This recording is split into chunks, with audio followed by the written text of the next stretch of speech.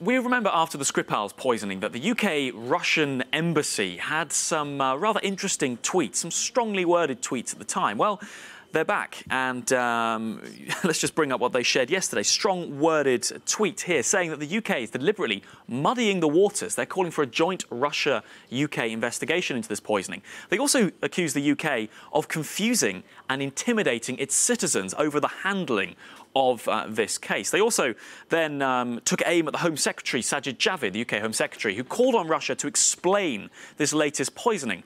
Well, the Russian embassy also attacked him on the claim there was a Russian disinformation campaign.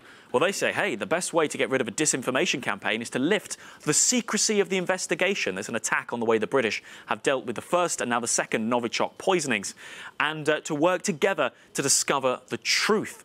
Now, you remember after the last poisoning, the Russian authorities were criticised quite heavily for trolling the British. This was one of the tweets there. They said there's no evidence, so better call in Poirot, the fictional detective from Agatha Christie's series. So the Russian embassy, again, returning to this tone of mocking and accusing the British of failing to adequately communicate with them. However, on Russian social media, VK, we've got a post here that's been translated by our Euronews team. If I can just bring up the accurate translation just for me here, basically saying, wow, British newspapers have suddenly learned about the existence of the word proof. It's quoting an article here in the English language newspaper, The Guardian, saying now they demand evidence from London about poisoning by Russia and the Skripal. So we're seeing a lot of this in Russian media. They are not only sharing Russian language media, but also English language media, now calling on London to offer some more clarification.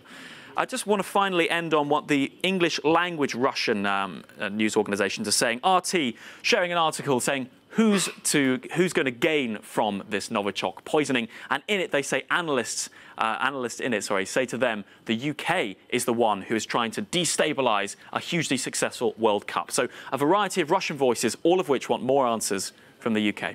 Tessa. All right, thank you for bringing us the other side of the story as well, Alex and the Cube team. Thanks.